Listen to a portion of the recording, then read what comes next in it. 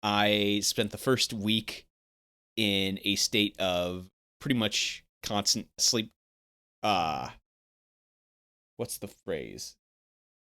I was just trying to think of like the time difference lag. Jet lag. Jet lag, that's the word. Oh, yeah.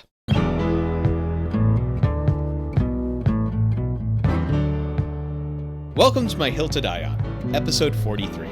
Everyone has things they are passionate about, Things we want our friends to try and experience. so we've convinced each other to try different things. And we talk about these experiences to see if we can get just one more person. To join us on our hill to die on. So, how was your flight? The flight was actually really okay. It was direct. It was direct. And I say really okay because it was... Well, the first thing I would like to say is it was a very empty flight. Oh, okay. That helps. Well, I had upgraded from economy to premium economy, which basically just bigger seats, nicer things, access to the lounge, stuff like that. So before I even got on the flight, Narita was basically empty. When I got to security, I was the only one in the security check room. Nice. Aside from the security people. So it was I had 3 people waiting on me to put things in bins, just be like, hey, yeah. I do think that because there are so much fewer flights, that airports are just empty, basically, right, in general? It was so empty. It was almost creepily empty. Then I got to the lounge, had way finer food than I was expecting.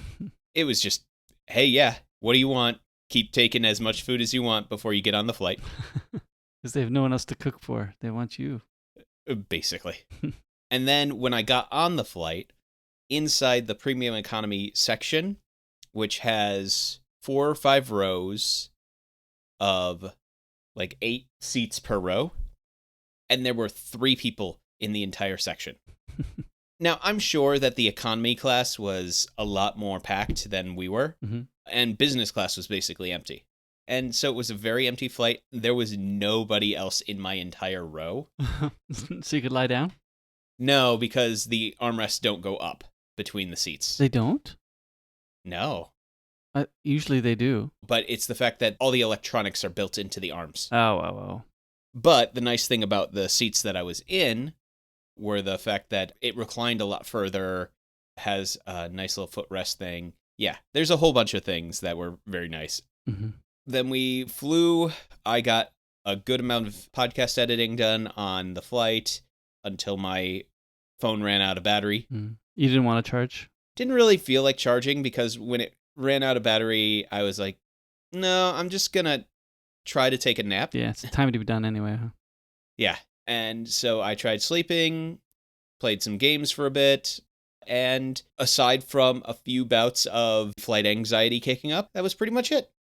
When you are the only, 3 people on the flight, yeah, the one thing that made me laugh was the flight attendants.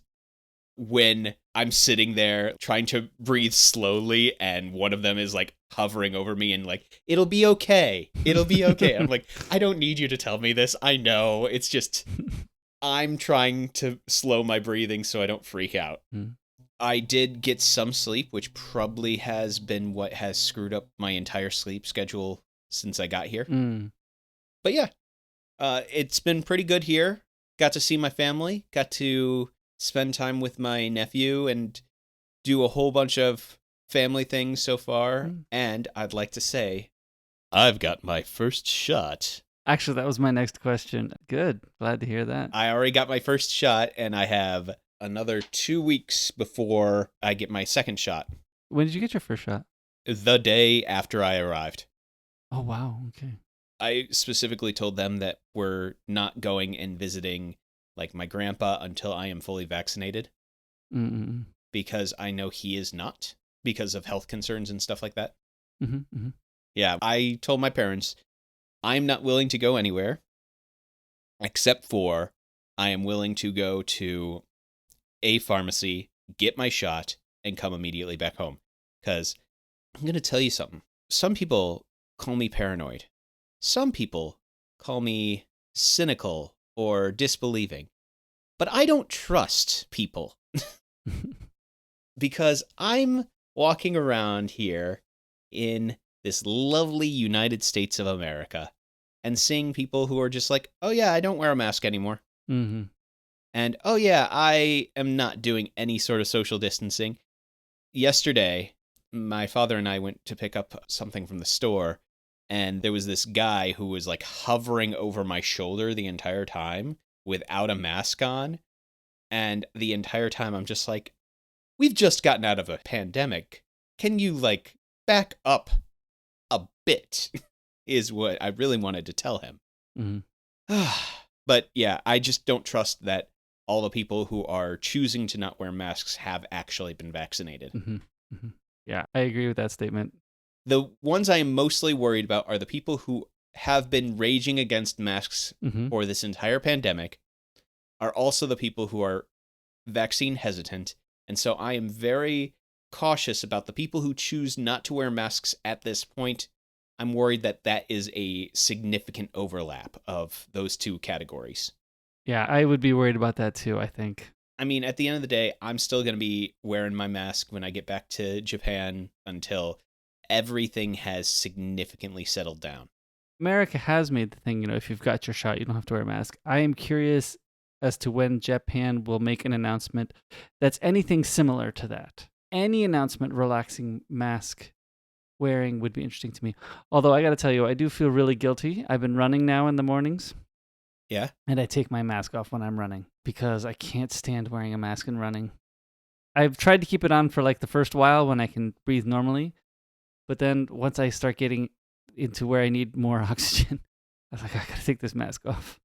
Well, the question is, how many people are around you while you're doing that? Pretty low. And I can easily run to the other side of the path, which I've done many times. Actually, when I started running, and I started walking first, and I wore my mask the whole time while walking because I didn't feel it hindering me. One time I took it off and I was like, wow, it's much easier to breathe without a mask on, even walking. But at the same time, I wasn't being hindered terribly wearing a mask while walking, so I wore it the whole time while walking. And it surprised me that I did see that there were a lot of even Japanese people running without masks on. So I was like, and I don't see any Japanese people outside of this activity not wearing masks. Not wearing. So, Yeah. Okay. So apparently there's at least a little bit of a cultural precedent that you don't have to wear a mask while running. I'll keep trying to wear my mask for as long as I can and then take it off when I start having trouble breathing. So, and I'll keep watching where people are and running to the other side of the path. Yep. Well, actually, the big news is our HR director has arranged for all of the staff who've stayed in Japan to get vaccines.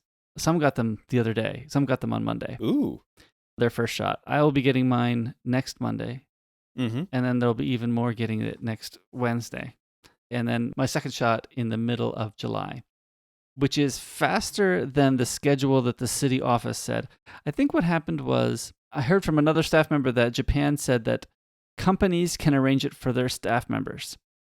And that day is when the doctor called up our HR director and said, hey, we can get this for your school. Would you like to do it? So she said, well, yes. So then she worked all weekend scheduling everybody in so that it could work because everybody's got different summer schedules and you have to make both dates. You can't make one and not the other and things like that. So I had to work around everybody's summer schedule to make sure that everybody got the right thing. Oh, and there's only a certain number of shots available on certain times. So, yeah. Makes sense. Not everybody could sign up for the first slot. So I was pretty sure that was going to happen, given that when I was leaving, there was a lot of conversation about businesses and important sectors like education getting priority. So we'll see. I'm intrigued by it. Do you know which one you're getting? We're going to get the Pfizer one. Everybody's getting the Pfizer. Okay. What did you get? Pfizer. Yeah, that's why it's 3 weeks in between, I guess. Yep. I find it interesting that this can happen without, why can't the city act faster? Why does it work like this? I don't know. It's just confusing. I just don't know. I think it has more to do with the fact that when it's the city, they have to make sure to get everyone equally. When it is individual businesses, they can just focus on, it's the same deal with why is the nation not doing this, but why is a city doing this, is a city can focus on a smaller group of people quicker, whereas a business can focus on an even smaller group of people. Which is pretty nice, actually, because there were a very small handful of people who had already begun the process because they were over whatever age allowed them to start earlier. Yeah, I think it was 60, but I'm not sure. I think it's 64, actually. Anyway, still. There's only like 5 or so staff that had begun the process already. Gotcha. And one nice thing is, too, is that this time frame is going to cover all staff down to our staff in the 20s, whereas if they had to wait for the city certificates, or their coupons, the city coupons, they'll have to wait till mid-July to get their coupon, and that means another 2 to 3 weeks to schedule an appointment. So Gotcha. This will handle all of our staff pretty quickly. So that's not too bad. And actually, interestingly, it covers staff and their spouses. So it's not just the staff. Oh, it covers staff and spouses. Mm-hmm. Ooh. And I assume since kids have not been approved yet, not their kids. No, and the newspaper said that the city's going to hand out coupons to make appointments for those 12 and older. And my oldest daughter is 11, so she isn't eligible for a coupon at the moment. So we'll have to wait till they open it up to the kids whenever that will be. But it's going to have to be after the Olympics, I'm guessing. So probably. It's not like you're missing anything with the Olympics. No, I don't think I'm even going to go down. I was curious if tickets are going to be dirt cheap because nobody's going to go. I haven't looked that up yet. Well, what was hilarious was apparently somebody had turned to my parents and, he's coming back from Japan during the Olympics? Oh, yeah. Why would he not? Yeah. If it wasn't COVID, you should sublet your apartment out for tons more money. Except I do not think that the apartment building that I am in would allow subletting. I don't know, because I've had people in my apartment before when I was in... Yeah, I think it's like they allow people in the apartment, but I don't know if they allow subletting. There's a fine line there. I would find out if there's an official rule against it. Because one thing that I let people use my apartment once, and I said they could use it for free at the time. And they had left the heaters on like all the time because they didn't understand energy costs in Japan. And I was thinking, fine, next time I let somebody in my apartment, it's just 1,000 yen a night. Like, that will be enough to cover whatever heating bills they do. Heating or air conditioning or whatever. Yeah. 1,000 yen is dirt cheap, and it will make sure that my electricity bills are covered. So I was like, next time, just 1,000 yen. Yeah. Even before COVID hit, when we knew that the Olympics were coming to Japan, I knew that I wanted nothing to do with the chaos that was going to happen at the Olympics. But that's just me. I'm curious, because of the current situation, if I'm not even going to notice it's happening where we are. I'm pretty sure you won't. Although I did get, in the most recent city newspaper, they said that the torch is actually coming through our city. But unfortunately, that's the day I booked for Disney already. Because I'm going to go back, because there's still only 5,000 people per day. So I want to go back. And go to every ride again? Again, yeah. Maybe you'll hit 32 this time? In both Disneyland and Disney. We're going to do 2 parks, so... Because, this isn't going to happen again, so... Yeah, might as well get all of the rides in. Although I did see that there's actually 1 hour less of park opening time, so I don't know if we'll get to 32. We might have to race to get to 32. Might not be worth the stress. Well, you do you. Did you participate in Prime Day? The biggest of holidays? The biggest of all holidays? I looked at it. And the one thing that I was thinking about that I was a little tempted by was an iPad Pro. Oh, yeah. Mm-hmm. Because on Amazon, the iPad Pro yesterday was cheaper than it normally is. Mm-hmm. I think because of how many were being sold yesterday, I think they're all gone. It's not even on Amazon.com? Like Amazon.com, all of the iPad Pros are unavailable, but the 128 gigabyte version was $100 cheaper than it normally is.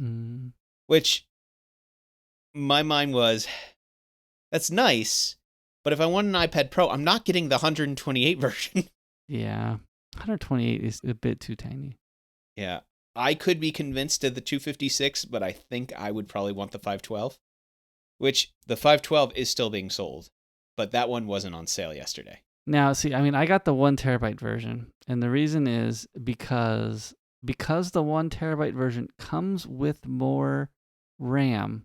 Oh, it does? Mm-hmm. I did not. My thinking was, because it comes with more RAM, there's probably a reason for that. Now, I did that purchase before they announced iPadOS 15, and I was pretty disappointed to learn that really they're not saying that there's more. Any reason. I don't know. I probably shouldn't have bought a feature for unreleased specs, but the 1 terabyte is also. I'm very pleased to have a 1 terabyte version. It was very nice to finish up a podcast edit and think, oh, I don't have to delete this right away. I can leave it on my iPad for quite a while because I've got plenty of space. So, I'm not suffering because I have 1 terabyte, but. Well, I mean, plus, let's be fair. Having 16 gigs of RAM in an iPad is nothing to sneeze at. Yeah. I mean, this new iPad is amazingly fast at exporting our podcast. Like, I'd have to be there standing over my iPad to touch the screen to keep it awake to finish the export of the WAV file. Now it's done in like 10 seconds. It's like boom, boom, boom, boom, boom, done. It's like, whoa, so much faster compared to my first generation iPad Pro. So it's a big jump. Yeah. Well, basically, I was staring at it going, do I really want this one? Yeah, it was the 11-inch one for $128 was $700. Mm-hmm. Yeah, that's a good price. Yeah. Oh, actually, there is one other thing that I forgot to tell you. Right before I left, I did something very dumb. Uh-oh, what's that? So, my AirPods, in my rush to get things sorted in my house and get things cleaned up and all that stuff, my AirPods went through the wash. Oh. Right before I left. Mine went into the laundry. I think I stopped it before it went through the whole cycle. Oh, no. Went through the whole cycle. I just let it dry out a little bit. Have you tried it again? It might still work. I have not, because in letting them dry out, I left them... In Japan? I left them in Japan. Well, the heat of the summer will make sure they're all dry by the time you get back. I will say, I am feeling a bit spoiled because of my parents' central heating and cooling. You mean you don't have to air condition one room at a time because it's too expensive to air condition your whole house? No, I don't. It's kind of wonderful. Oh. The only reason I brought that up was because I also considered buying AirPod Pros. I do like my AirPod Pros, but I don't use them. I mean, my AirPod Pros were given to me as a gift. I think, to me, I don't use the noise canceling features hardly ever. I do use them occasionally, but basically hardly ever. So for me, while I enjoy these, I think I would buy the regular ones next time. If these died or I lost them somehow or something like that, I would buy the regular ones again. Makes sense. While the biggest thing is the portableness that the AirPods offer, not necessarily the noise canceling features. Yeah. Was the iPad Air on sale by any chance? It was on sale, but the iPad Air is still the 2020 version because they haven't come out with a 2021 version. Yeah, but that 2020 version has the A14 processor, which is not the M1, but pretty close. It's the iPhone version of the M1, right? So that's not a bad iPad too. I considered it, but that was my problem. Was I was very close to buying the iPad Air and then went, but it's not the M1. Mm-hmm. That was my whole reasoning. But if you couldn't get the iPad Air bigger sizes for cheap also, like that would also be a hindrance too. So Ooh. I'm going to tell you something. Mm-hmm. The 2020 iPad Air, 4th generation, for 256 gigs, is currently still $100 off. So it's $649. That's not bad. That's not bad at all. All right, think about it later. What? Why am I thinking about it later? I could think about it right now and make a jump decision. Well, $649 for an iPad is nice. I know. It's so tempting. It is so tempting. And it's in blue. Is the one I'm looking at on Amazon. You're looking at the one in blue? Mm-hmm. I'm a very boring person. I'm looking at the space gray one. Yeah. Actually, that blue one is very nice. Mm-hmm. That is a very nice blue.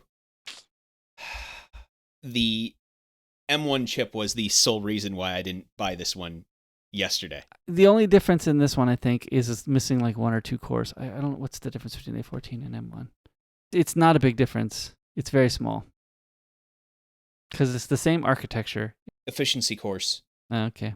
M1 has a 3.2 gigahertz peak on a 2.0 efficiency core, and A14 has a 2.9 gigahertz performance core on 1.8 gigahertz efficiency cores.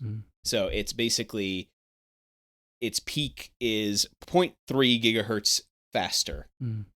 It's basically almost a negligible difference for about $600. Well, and because I think if you're getting the 11-inch size iPad, yeah, and I was, you're not going to get the amazing screen of the 12.9, then I think the iPad Air is fine.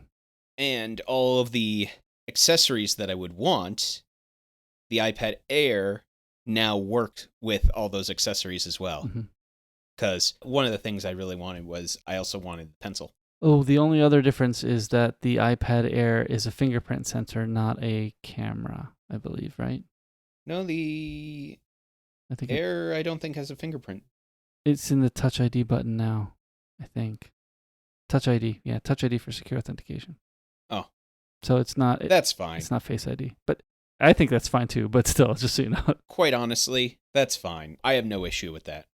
I've had Touch ID on my iPad until the other day, so I was fine with it. I mean, I'm still fine with it, even on the old one. All right. So, one sec. Let me just do this real quick. Just want to type something. Oh, yeah, the iPad Air does have a little bit less RAM, too. Not much. It's 4 gigs compared to 8 or 16. More RAM than my other iPad had. You're still going to be able to do a whole Ferrite project. Yeah. Well, also compare it to what I have right now. Yeah, it's going to be amazing compared to your phone. Compared to my phone, compared to my iPad 2. Yeah.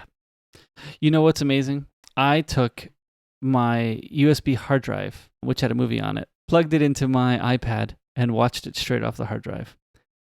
That was something like, whoa, never done that before. That was pretty cool. And you can do it on both of these. All right. Well, I'm just going to tell you right now, I caved. You bought it already? I have already bought it. Yeah, that's a good deal. Because of that price, I'm getting the pencil for free, basically. Because that's how much a pencil costs. Give or take. Yeah, a little bit more than that, but that's okay. That's okay. I'm not going to say anything. $124.98 is what the pencil costs. Well, it's cheaper in America, right? It's cheaper in America than it is in Japan. Yeah, a second generation iPad pencil is $124.98.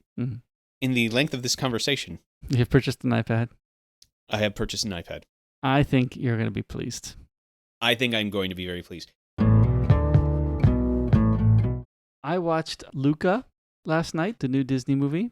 Oh, I have not seen that yet. One of the articles I read after that, I was just looking some things up online about it, and one article said, has Disney been able to outperform Ghibli? Outperform Ghibli in a Ghibli-esque movie? And that's an interesting question. I think the answer is no. Because I think still they're going for two different things. A lot of Ghibli films have young kids coming of age. Yeah. And this movie had young kids coming of age. Does not mean they're the same. Yeah, no, I would say part of what makes a Ghibli film what it is they tend to have such in-depth and developed worlds, whereas a lot of Disney movies tend to be very focused in on their characters. Whereas you can tell with Ghibli movies, hey, this has a breathing world behind these characters. Yeah. Where the scenery is alive. Exactly, and that's the thing. The entire world feels alive. The entire world is its own character and feels alive. The scenery is alive. Yeah, that's a great way to put it. Yeah, that's not the case in this film. Now, that being said, this is a Disney Pixar film. It is gorgeous. I mean, the animation was amazing. And the colors were vibrant and things. But I loved the animation style. It was an exaggerated human style, not a realistic human style. So I thought that was very fun. It almost felt like a claymation proportions, like a Wallace and Gromit type proportions. Cheese. Mm-hmm. Sorry. So I liked that part of it because I always good feelings for Wallace and Gromit stuff. Always good feeling for Wallace and Gromit. So that I thought was fun. But anyway, I think that the answer was no. Of course, Disney didn't do what Studio Ghibli did. While, yes, there were possible moments where you would feel part of their world, it is not like you said, like the scenery is alive too. The scenery is part of the character. It was not like that. You were not spending time watching the wind blow through the trees like you do in a Ghibli movie.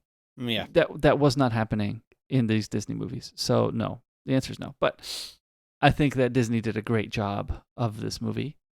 In looking at Rotten Tomatoes, the people that were commenting were saying that it's doing all the tropes of a coming-of-age movie. But isn't that what a coming-of-age movie is? Last I was trying to think, like, it's a coming-of-age movie. They're going to do the tropes. It's just like in a romantic movie, there's the couple, they love each other, they fight, they make up, they're happy again. That's the plot of a romantic movie.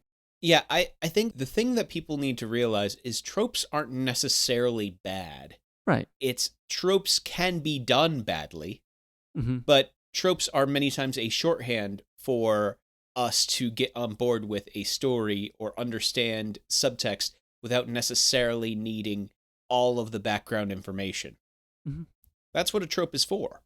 So I liked it. I mean, I still don't think it's Pixar's best movie, perhaps, but I thought it was a very good movie. All right, quick question then. What do you think is Pixar's best movie? I think it's probably one of the Toy Stories still. Possibly Toy Story 2. Yeah, but I wonder how much that's nostalgia. For me, I would probably be divided between The Incredibles or Inside Out. Inside Out was good. I really like both of those. So yeah, The Incredibles and Inside Out, I could watch those over and over again. There's so many good ones. Yeah. Monsters, Inc. is also pretty good. I almost said Cars 2. No, never mind. I didn't almost say that. No one says that. Oh, that was disappointing. Anyway. WALL-E. WALL-E was very good. But I think the trio of Woody, Buzz, and Jessie in Toy Story 2 are super strong. They are. They really are. Even in Toy Story 4, it was pretty good. I think Toy Story 2 is still better, but I mean, it's always good when Woody's the one learning the lesson, which is almost every Toy Story movie, isn't it? Yeah. I forgot about A Bug's Life is Pixar. Yeah, Bug's Life is Pixar. I'm not sure that's the best one, but it's pretty fun. Oh, it's definitely not the best one, but it's definitely good. Well, and Brave and Ratatouille. Ratatouille, which again was fun. You know, the problem is they're all great, but they're not excellent. Yeah. That's why, for me, it's like, Incredibles is fantastic. Which, have you ever read the book Creativity, Inc.? I don't remember if I have. I tend not to read nonfiction books. I like that book. Because it's Pixar, it doesn't feel terribly nonfiction. It feels like somebody telling a lot of stories. But I mean, he describes the process of making their films. And while, yes, you'll still get a Cars 2 out of Pixar every once in a while, you know, almost every movie is good, right? And he describes how they can get that process to happen. How do you make it so that every movie can be at least good? Yes, you're going to have, A Good Dinosaur was pretty panned. You know, it's not a bad movie, but it's also not as excellent as the other ones either. But still, it was a fun movie. I'm glad I have it in my library. I'm glad my kids watched it. So, I never saw Coco. Yeah, I have. I've only seen it recently. It's interesting. Soul was pretty good. I actually did like Soul. Yeah, I heard that one was pretty good. Oh, Up. Yeah, Up was good. I forgot about Up. I thought about it. Unfortunately, I think the bad guy... The bad guy is not strong enough. Yeah, the bad guy's not strong enough, and he's too bad. I like the fact that a lot of the Toy Story ones, for instance, are man against himself, as opposed to man against a man versus man, right? The plot in Inside Out is she's moving and she has to get over it. That's the plot. Yeah. It's great. Yeah. I summed it up in one sentence. And I think I think that's a strength of that movie, not a hindrance. It's not like, oh, she fought with her friends, and then she moved on to this, and then she moved on to this, and then she moved on. No, the plot is super simple, and kids can get behind it and understand it. She's moving. She got separated from her friends, and she has to get over it. And that's hard. That's not easy. No. So yeah. Anyway, I like that. Interesting. If you go down on that list of Pixar films to critical and public response, and you sort it by Rotten Tomatoes, almost all of them fit into 90%. Monsters University is 80. I have grown to appreciate that film more upon repeated viewings of my daughters. Watching it over and over and over again with your daughters changes your opinion on some things. And I like it more. Yeah, most of them get pretty darn good scores. Apparently, Toy Story and Toy Story 2 are 100% on Rotten Tomatoes. Yeah. Up, the strongest part of Up for me, the most evocative, is like the first 10 to 15 minutes. Mm-hmm. Yeah, well, I think Up is probably one of the first ones where animation was beautiful, where they were able to strike beauty in the animation. Not to say that Incredibles doesn't have it, because Incredibles has great like water scenes and things like that, even the first one. But I think they were going for beauty more in Up than they had in previous ones. Okay, WALL-E was just before Up. Okay. Yeah. Maybe they were going for it. Even Ratatouille to an extent. But I would say by the time they got to WALL-E and Up, they were doing... Yep. Finding Nemo was trying for it also. Incredibles and Cars weren't trying for it as much. No. But I think for Incredibles and Cars, they were going for a very specific style. Exactly. Yeah. Incredibles wasn't going for that at all. Incredibles was going for, hey, we're going to make this in a comic book style. Mm-hmm, mm-hmm. And it succeeded well.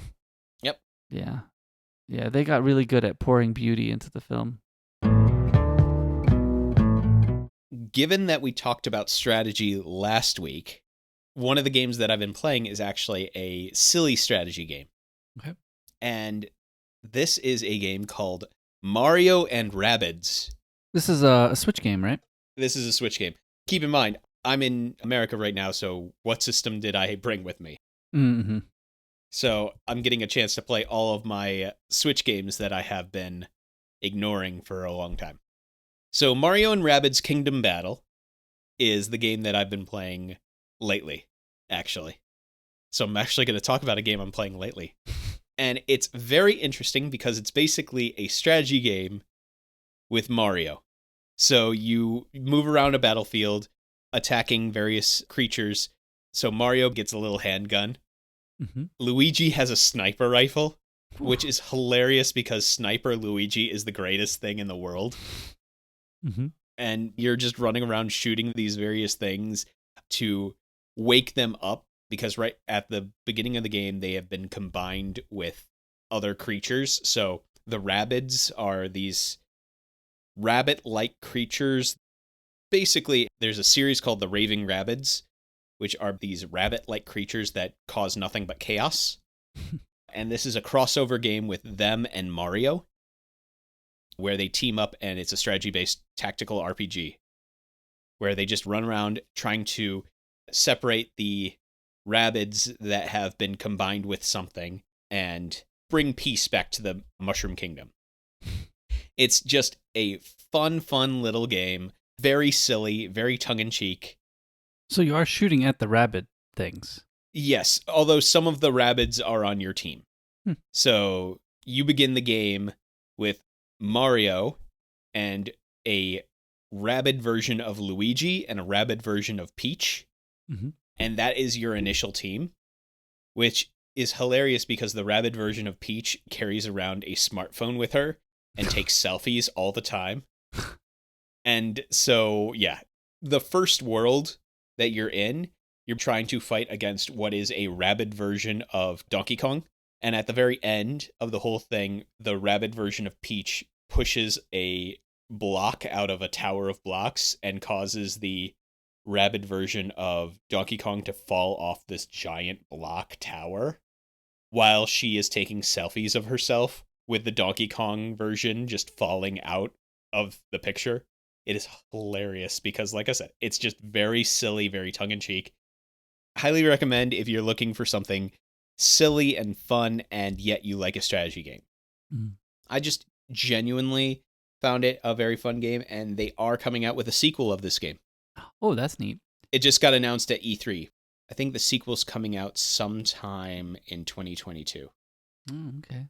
Yeah, I remember seeing this when it came out in the stores because I was like, huh, Mario with bunny ears.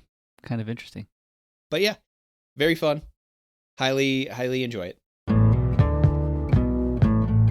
So we're talking about gagh, right? It was delicious. Best when served live.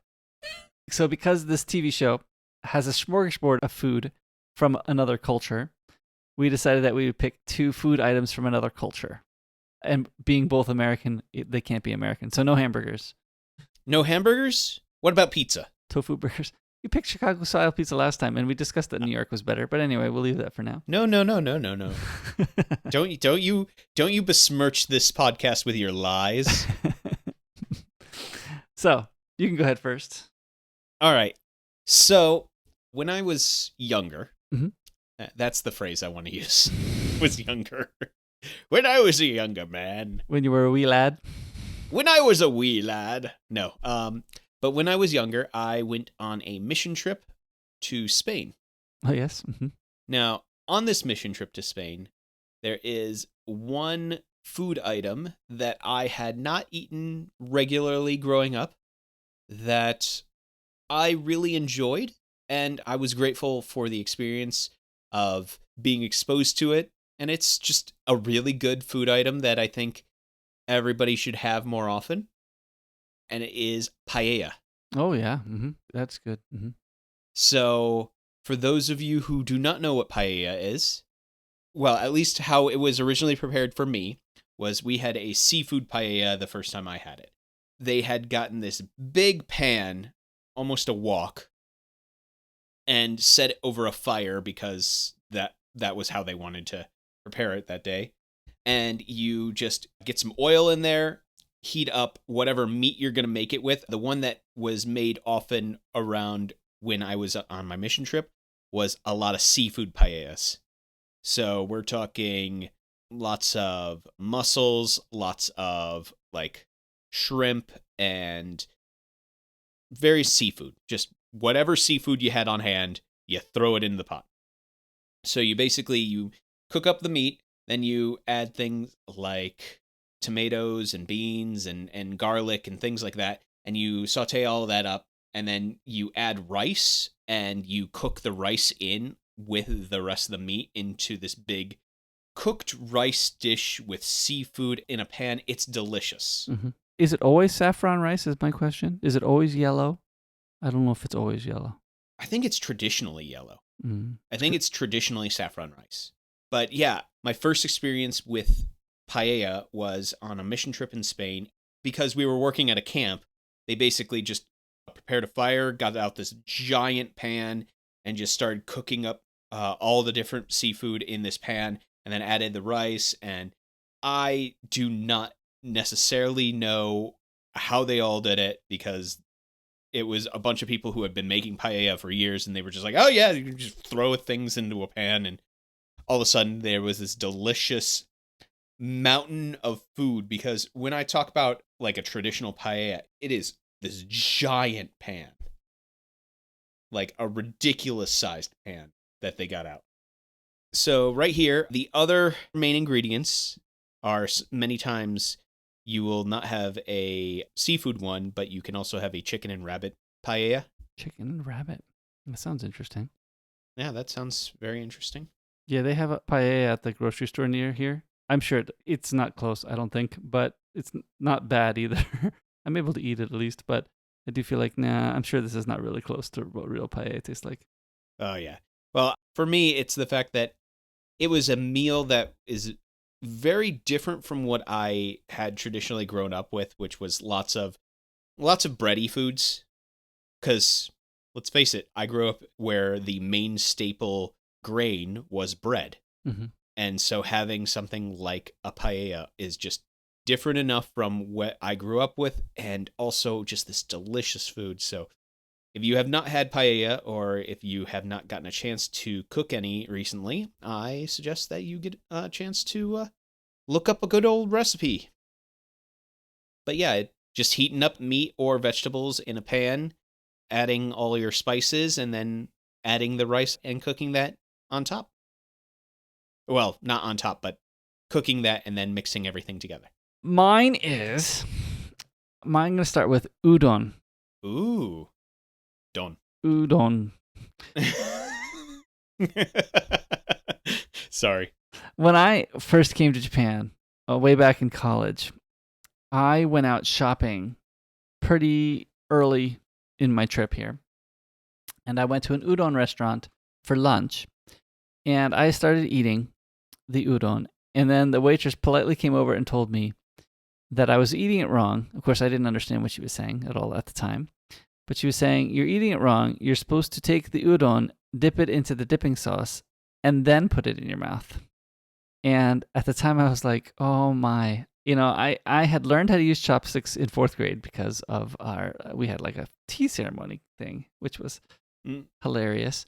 Now, looking back on it. But of course, it was semi-educational for sure. Uh-huh. So I had learned how to use chopsticks then. So, I was at least holding them in my hand the proper way.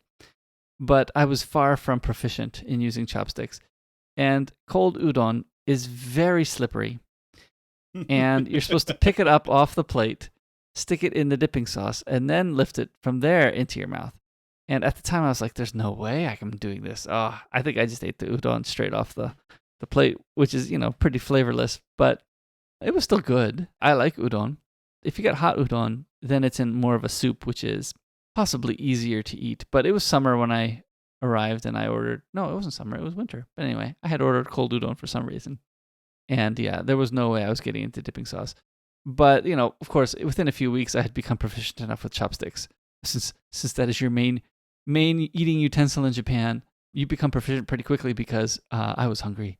I got used to eating it. And in fact, I had soba for lunch yesterday at a restaurant with dipping sauce. So anyway, it is not hard anymore.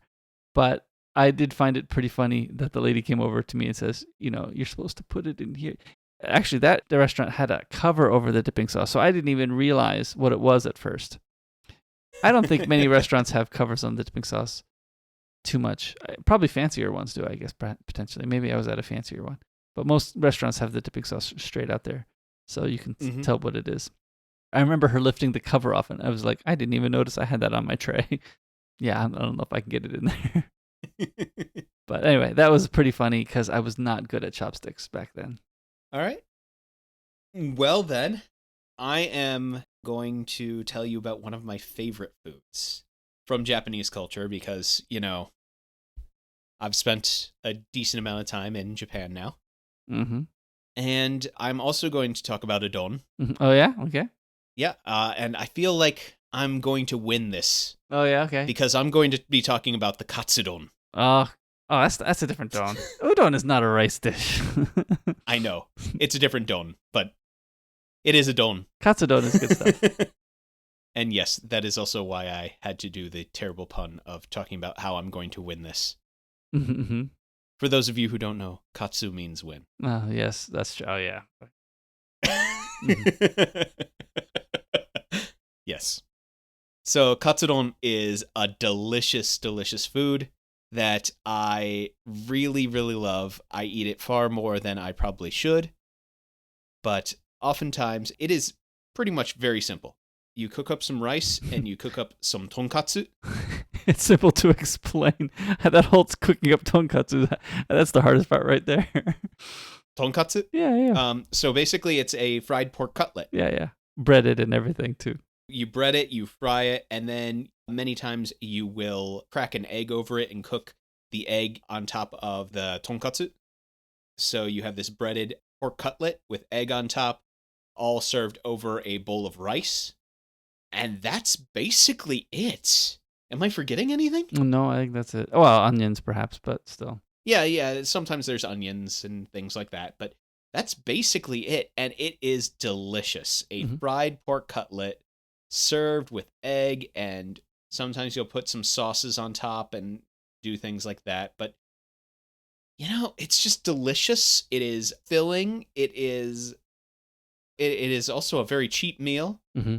And like I said, it is just one of those meals that it's one of those things that I could eat so much of because it's just delicious, juicy.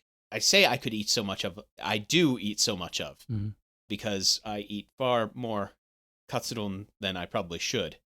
But, it is a delicious, delicious thing. But yeah, I wanted to bring up the don dish. From the donburi family of dishes? Yes, from the donburi family.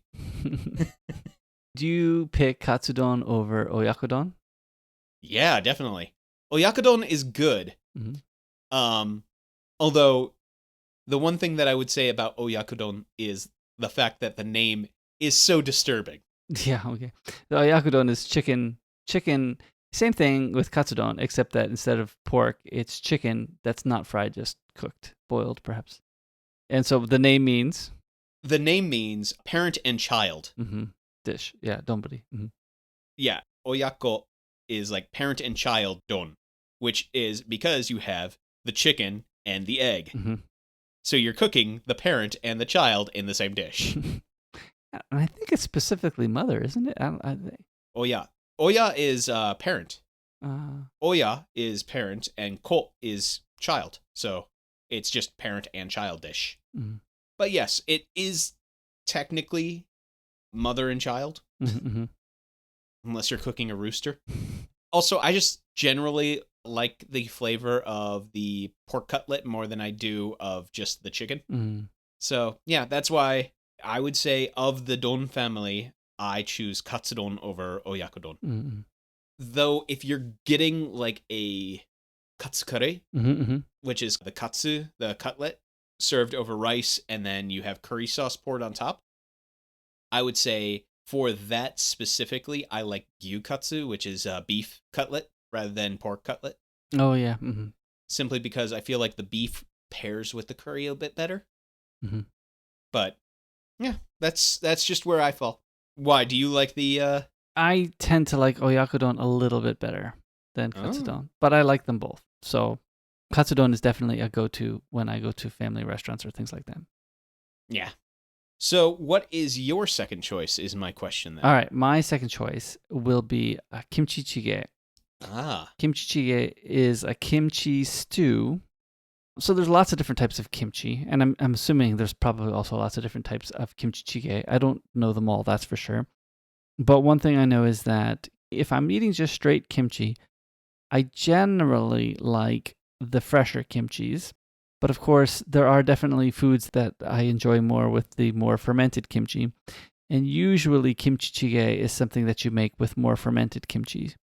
And you can, of course, add things to kimchi jjigae. My wife often adds tuna or pork, which I think there are good Korean names for that I don't know.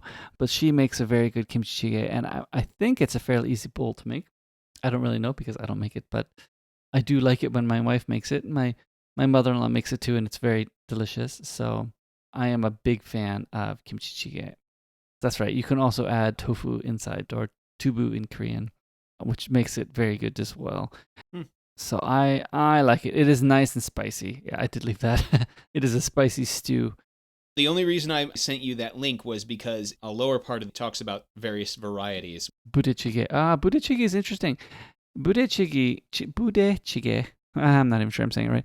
Anyway, it is, Budae means army base. Yeah, it's an army. So it's like you want more meat in your soup, so they're going to stick Spam and hot dogs and stuff in your soup. So it's kimchi jjigae, basically kimchi jjigae with some Spam and hot dogs. Spam and hot dogs? Because, the guys want more meat in their soup, so. Anyway. Yeah, I like budae-jjigae also. I don't cook often with Spam. I'll be fair. I just do not cook often with Spam. Korea has found a way to do Spam well. Sparingly, but well. Oh, good. Because I think part of my problem is the fact that every time I think about Spam, I think about Monty Python. Yeah. Because, spam, spam, spam, spam, spam, spam, spam, spam, spam, spam, wonderful spam. Yeah. All right, yep. I like kimchi jjigae.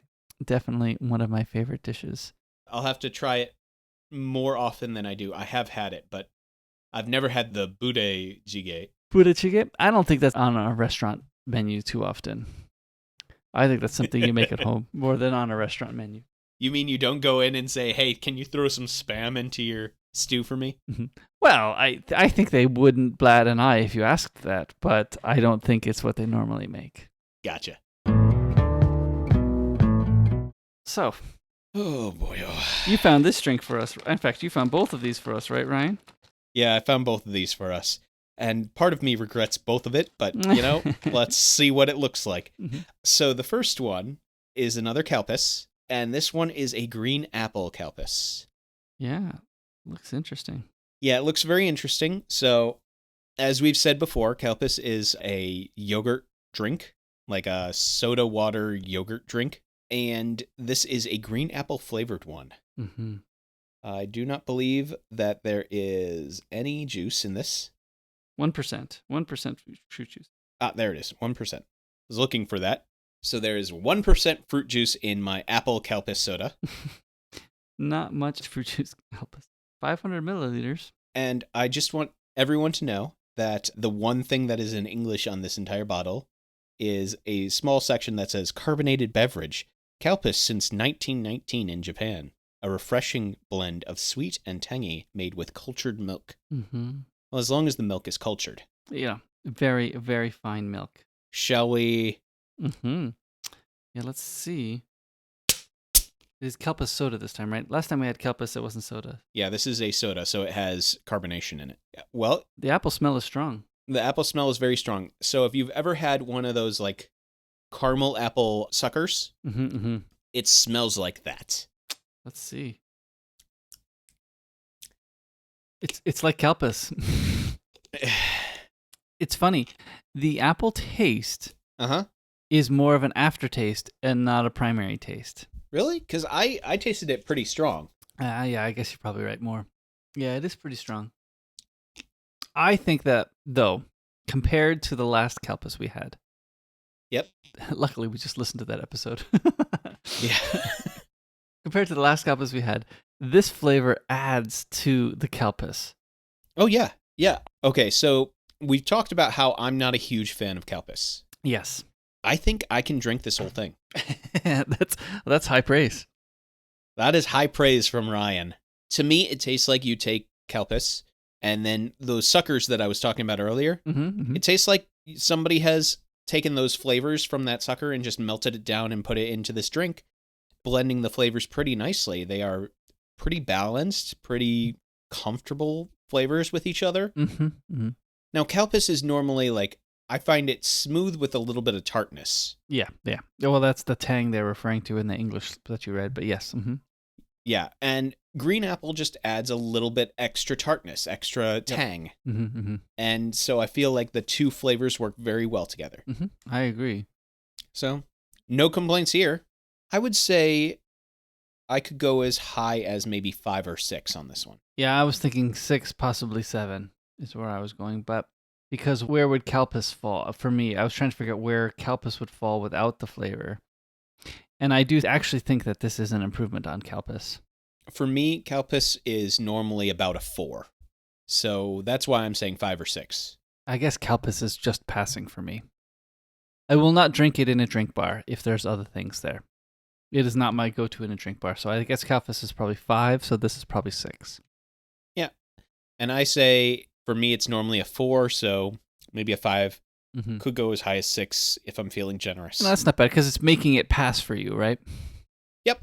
It is moving from the, I don't like this, I would not choose this, to, oh, this is decent. Mm-hmm. I'm not opposed to it. Yeah. I'm surprised that this works on many fronts. The smell is good. The taste is good. I will just say, good job to Asahi. Yeah. You have not failed me this time. Yeah, it's not too often that these ones taste better than their originals. Usually it feels like it detracts, but Mm-hmm. then again, as I've said before, it's hard to go anywhere but up for me with Calpus. Mm-hmm. Although the last one really, really didn't do it. All right. The second thing that I brought was I grabbed a Kit Kat that was a different flavor. This is a pudding-flavored Kit Kat. Right. And this pudding is Japan's packaged pudding, right? Yeah, this is Japan's version of packaged flan. Okay. I had not had flan, but I guess possibly. Yeah, it's flan. Okay. Flan is basically a pudding. It's a custard pudding made with like a small caramel topping. Oh, okay. That's what it is. Which is what all Japanese packaged puddings are, just packaged flan. But really, nobody wants to say, hey, will you go pick me up some flan from the grocery store? And when I look at Japanese pudding, the thing that I think of now, because I've played Sushi Go too much, is that pudding is a card that you want to get so that you don't get negative points at the end. So, because I don't eat Japanese pudding generally, I just don't buy it. But now I think of the cute pudding face on the cards. See, I genuinely do like flan. And so, like, I'm not concerned about this, though making it into a Kit Kat is what concerns me.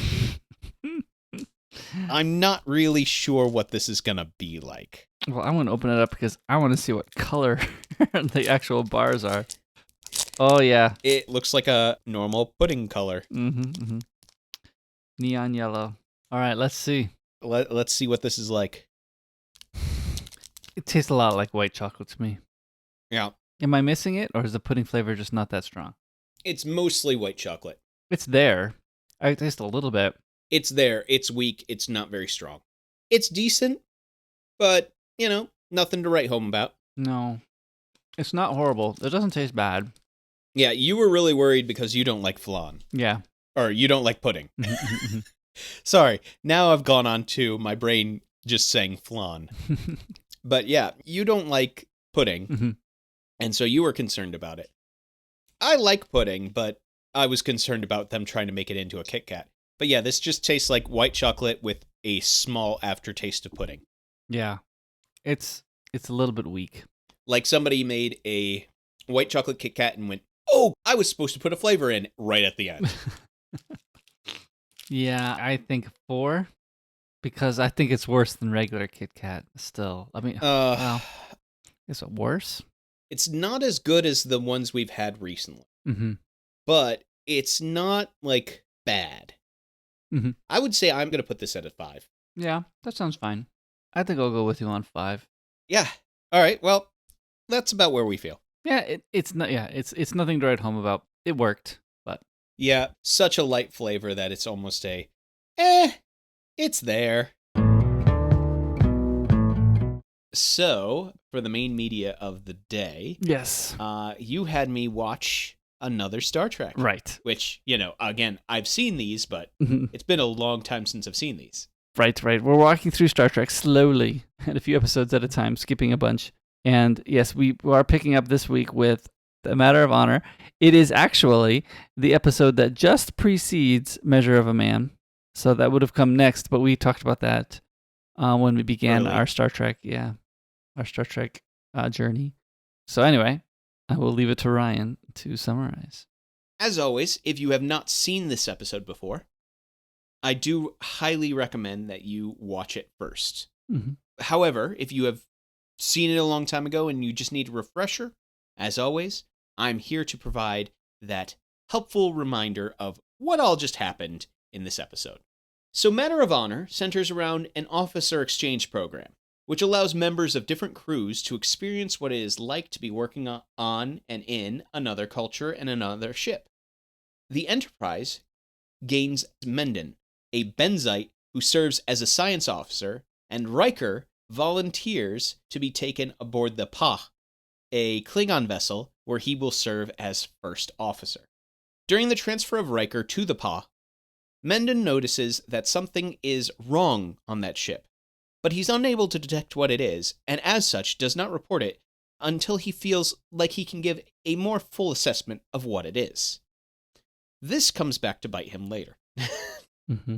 So, once Riker goes aboard the Klingon vessel, he is initially challenged by his second-in-command, in which case he asserts his authority by proceeding to beat up his second-in-command.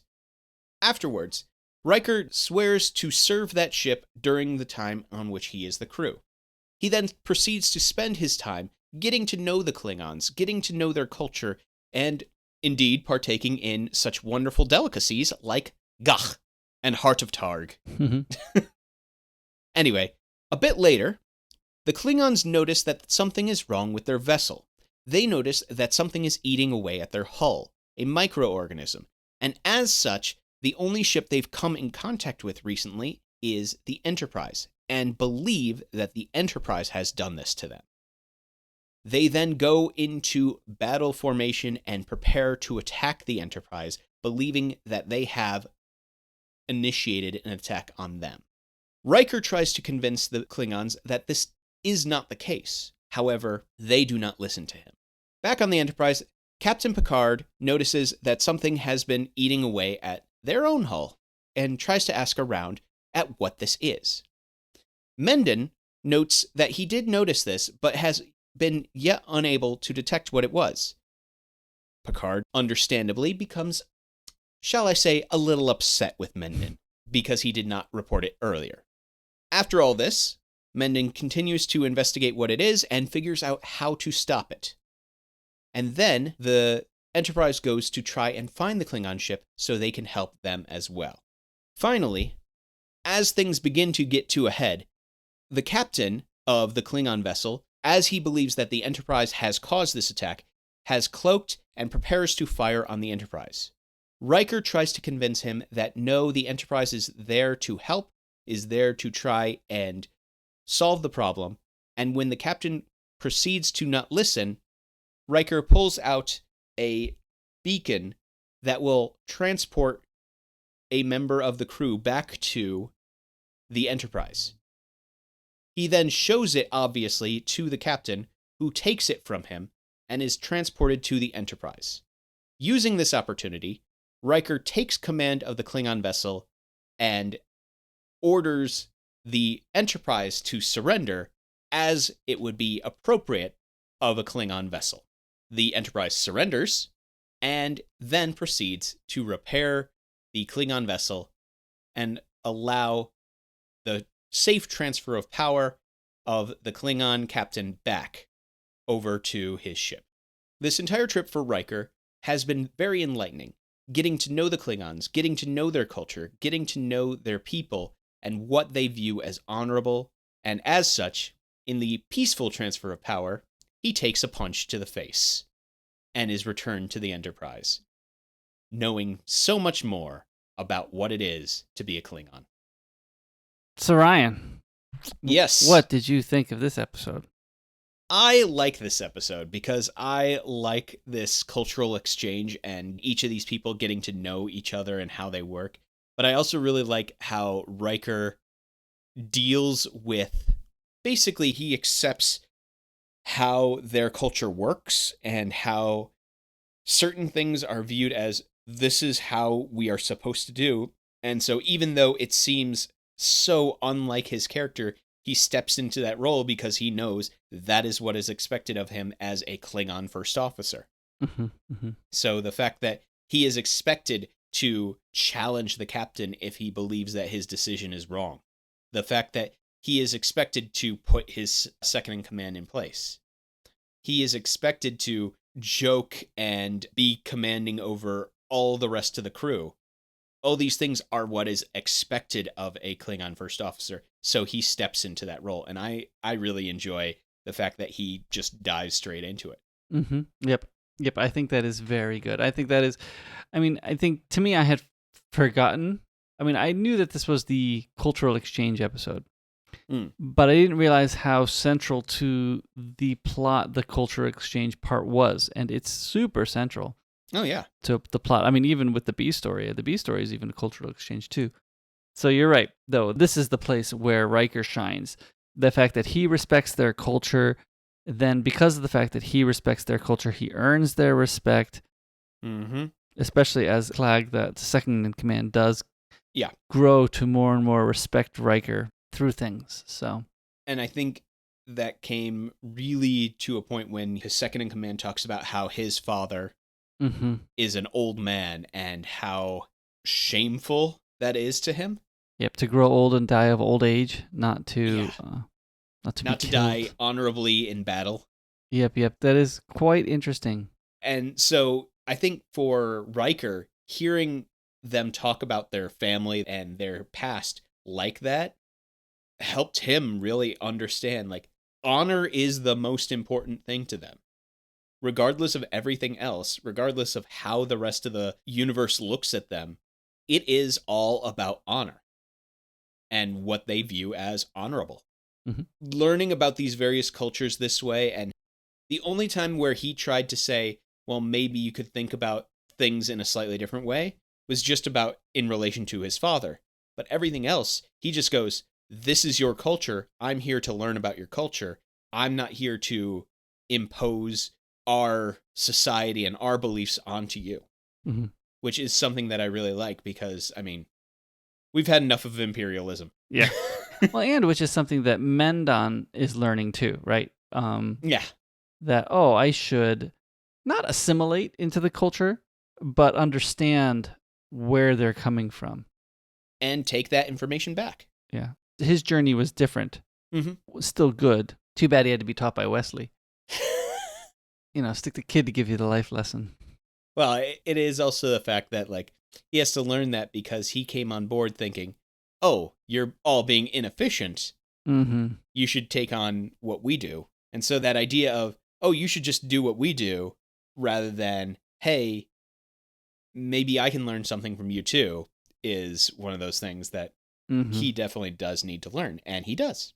So, yep, there are a few fun little things in this. I looked into my book on Star Trek as well as reading some things online. One thing actually my book said was that this is O'Brien's first time being named as O'Brien, which is untrue, unfortunately. Actually, it's his second time being named. He had been named 1 or 2 episodes earlier in this season, finally given a name after being in the first episode in the navigator's chair. I don't know when he found his home in the transporter room. But yeah, he's definitely here now doing the beaming and making snide comments, which is too bad. Being afraid of learning, which is an interesting thing. But, I think he, as O'Brien, learns and grows throughout the many, many episodes he's in. Mm-hmm. That is true. One interesting thing is that Mendon, that we see in this episode, Wesley makes the comment that he looks just like Mordok from an episode in first season that we skipped over. It is true that he looks exactly the same because it is the same actor in the same makeup because they hired the same actor because they can put the same makeup right on top of him. So they had to explain that away with dialogue saying, oh, yes, we all have the same head structure. Yeah. Oh, okay. We're from the same geo... Yeah, we'll make an excuse. Geostructure, I think, is the word they use. Which is funny because it's just like, oh, they came from the same area. And I was like, well, why would they look the same if they came from the same area? I don't look like all the people from New Jersey, and you don't look like all the people from Chicago. So, interesting. How do you know? They all look like you? Everyone looks like me. I visited Chicago. It's not true. They actually were nominated for an Emmy Award for this episode for the makeup because there's a lot of different makeup going on, right? There is Mendon's makeup, which they actually was nominated for an Emmy for that episode too. But in this episode, they've got then Klingons and Klingon women and a whole bunch of different Klingon makeup that they had to apply. So I thought it looked good. I mean, again, I'm coming from later Star Trek, and it's not too far off. So yeah, I thought it was well done. I thought, especially in comparison to, say, the original series, I thought the variety of things was very interesting. I will say that Mendon's makeup, because you do not see too many benzites. I mean, aside from a few benzites in, like, I think it's just Deep Space Nine is the only other place they show up. Oh, the lower decks as well, apparently. But yeah, it's a very interesting makeup because I hadn't seen any benzites in a while. And yeah, the little tendrils are very interesting. I was wondering what they were tipped with because they had a different coloration at the end of all the tendrils. It is a very elaborate makeup. Yeah, it is a very elaborate makeup. And with the costume and everything. But it is too bad. We don't see them anymore in the Next Gen, right? Matter of Honor, earlier when you meet his friend, Coming of Age. There it is. That's the episode. Coming of Age, Matter of Honor, and then they later show up in Lower Decks and Deep Space Nine. Okay. It's only a few episodes in Deep Space Nine. I think that this episode surprised me again because it's been a little while since I've seen it. Actually, interestingly, well, it's probably been 5 years since I've seen it. because for my other podcast of the walkthrough of Star Trek, I probably would have watched this back then. And I was looking that up, and that episode came out 5 years ago. It's where I got some of this information too. So this episode surprised me because I didn't realize how deep the exchange thing. Well, I knew, Riker becomes first officer of a Klingon ship. While I knew that happened, I had forgotten all of the respect that Riker paid to it, or at least I had forgotten the extent of all the respect. I knew he did pay respect to the Klingon culture, and that's part of what the episode is. But I had forgotten to what extent that actually was, and how much effort he put into it, and how much, he was able to joke around with the Klingons during their mealtime. Things like that. There were a lot of stuff. Even the last scene where he gets hit by the captain so that the captain can take the command from him. Yep. Otherwise, it's just, I'm handing it over, and a lot less meaning. Whereas if he prevents the captain from taking it over, then the captain has the honor due to him for losing his command. Yeah, and I think the fact that he shows the respect to that culture is what is incredibly necessary, and is a great showing in this episode where he's going, this isn't about us imposing our beliefs on another culture. This is about us learning from another culture and growing to understand another culture. I thought that was excellent. Yep. So I was glad to watch this one again. Mm-hmm. This was a good one to watch. So Ryan, what do you have for me next week? So I'm going to have you watch a film. There is a book that this film is based on, but I thought I'd give you a break from forcing you to read long novels. But I am going to have you watch a movie called Stardust.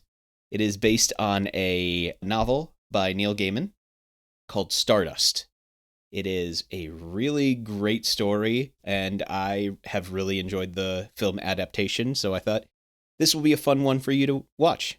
Sounds good. Looking forward to it. So, we hope you found something really nice about A Matter of Honor and this hill that we were willing to die on. And we do appreciate all of our listeners coming along on this journey with us. And if you ever thought to yourself, hey, I like these guys.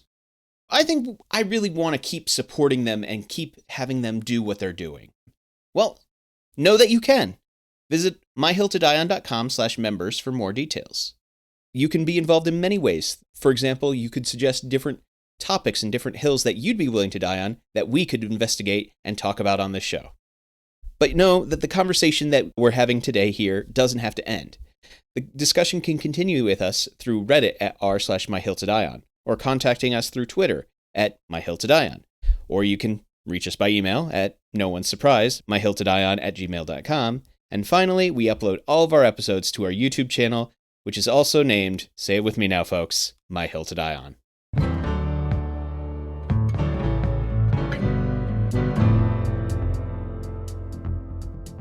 Test, levels. All right. I'm just trying to figure out which is the best position to put this mic in. I tested out this room earlier. Now I'm just trying to think of what's the best position that I can hold being in a position for 2 hours. Mm-hmm. Mostly because I don't have my fancy schmancy arm, so I have my little mic stand, which means a lot more of leaning forward. Mm-mm. Does it feel weird to record in the morning? Recording in the morning, not bad. I'm able to actually have caffeine in me and not worry about staying up all night. Mm-hmm. So I'm feeling pretty good at the moment. Also, I've been screwed up on my sleep schedule a lot. Yeah. Because we've only recorded once in the morning so far, right? Yeah, I think it was just when we had... Was it Casey? I think it was for just when we had John Moltz because the time difference, right? It was his afternoon still. And quite honestly, I'm always in full favor of moving around our schedule for guests. Mm-hmm. You are now the proud owner of a new iPad. Congratulations. I am now the proud owner of a new iPad Air. I anticipated this to happen eventually because, let's face it, how long have I said, I should really get an iPad? I should really get an iPad. I should really get an iPad. I know. I think we can probably trace it back for at least 6 months to a year. Mm-hmm. I think so. I think I've done pretty well to hold off on spending an obscene amount of money for a year. I don't buy new Apple products every year. I buy them every couple of years, and so this is going to last me a while. That's an interesting thing. You have, well, not including your computer, because that's on its own cycle. You have 3 Apple products, right? Your phone, your watch, your iPad. And if you include them, also some accessories like AirPods and now a pencil. You almost might be on a 3-year cycle, one for each. So you bought a phone last year. Yeah. And an iPad this year. Yeah, watch next year. Well, sounds good to me. I don't know if I can convince myself to keep spending all that money every 3 years. Well, here's the thing. I have had my Apple Watch now for 5 years, and it's really tough. I will now be 2 versions behind in the operating system. Yeah. I will be fair and say I underutilize my watch. I use it for tracking exercise and adjusting my music, basically, and answering emails. Yeah, I'm thinking about buying a new watch when the new ones come out. Seems like a good thing to do. We'll see. I'm very pleased with our new office. Good, good. We've got lots of things to work out still. But my biggest concern after moving most of the furniture in today, I am very pleased that there still feels to be enough space. I still want to buy a meeting table and things, but I felt like it was going to be cramped, and it doesn't feel cramped. So I'm very pleased with that. Yeah, my little cubby might be cramped, but that's what I need space for. I just need space for a desk. Maybe. Although, interestingly, you have space enough for a desk, but because the office has to go all the way out to the halfway point in the room, because that's where the wall needed to be built, it feels thin but long. So you've got plenty of space next to a desk to have a chair, a filing cabinet. It's not as much of a cubby as you might think it will be. Well, the only reason I said cubby is because based on the picture, it just seemed long and thin is really what I was more referring to. It is. It's long and thin, but you'll have enough. I'll have plenty of space. It's not like I'm going to be setting up a dance floor in there. Maintenance had these metal shelving things that they were tossing, and we grabbed them. We put it right outside your door, and we figured it might be a spot where you put your coffee machine if you want to. All right. Or, our shared coffee machine or something. So, I don't know. We can try it out. Like I joked around in our email, where are we putting the espresso machine? Mm-hmm. And I'm talking full-length espresso machine, multiple brew heads. We'll need some proper grinders going, maybe a milk frother. As long as you guys are cleaning it up. I'm not doing the cleanup. As long as you guys clean up. Oh, yeah, sure. We'll definitely clean up. I'm pretty pleased. It'll take us a while to move things more. I'm not worried because, well, among other things, most of the hard work will be done by the time I get back. Mm-hmm. Mm-hmm. I'm hoping that most of the hard work is done by the end of this calendar week, so we'll see. My big thing is when I get back into the country, I can't help you until I'm supposed to be back at school because I need to be apparently in quarantine for 2 weeks, unless they change that rule for vaccinated people. I don't know. I think there's a possibility that they will after the Olympics is done, is my guess. Yeah, that's why I'm just going. It is what it is. We'll see what happens. Mm-hmm. So there, you might luck out because since you're arriving after the Olympics is over. There's a possibility that they'll have changed the rule by then. But my guess is they're going to keep the rule because of the Olympics, and then possibly change it afterward. It's a guess. So we're talking about gagh, right? It was delicious. Best one served live. So because our TV show today that we're talking about features a smorgasbord of food things, we figured we'd pick 2 food items that we enjoy. This is different. I actually looked this up because we talked about this. We picked our 2 favorite meals back on episode 24 when we talked about Mort, actually. Oh, yeah, we did. So I was like, I can't pick those things again. We'll see if you pick those things again. Well, here's the thing. With 2 food items, Mm-hmm. should we narrow the field a bit so that we separate it from the Mort one? Because the Mort one was just like 2 favorite food items, right? Mort was 2 favorite meals, which is not terribly different, but still. I was going to say the other possibility. Mm-hmm. What if we picked 2 food items from another culture than what we were raised in? Mine fit those.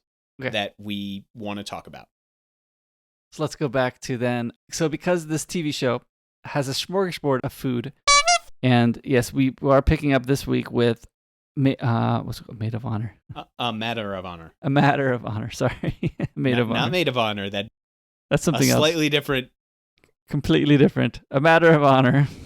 I'm just imagining the episode called "A Maid of Honor," starring all these Klingons. Yeah. Whose wedding did they go to? Anyway, we're picking up today with a matter of honor. We'll stick that at the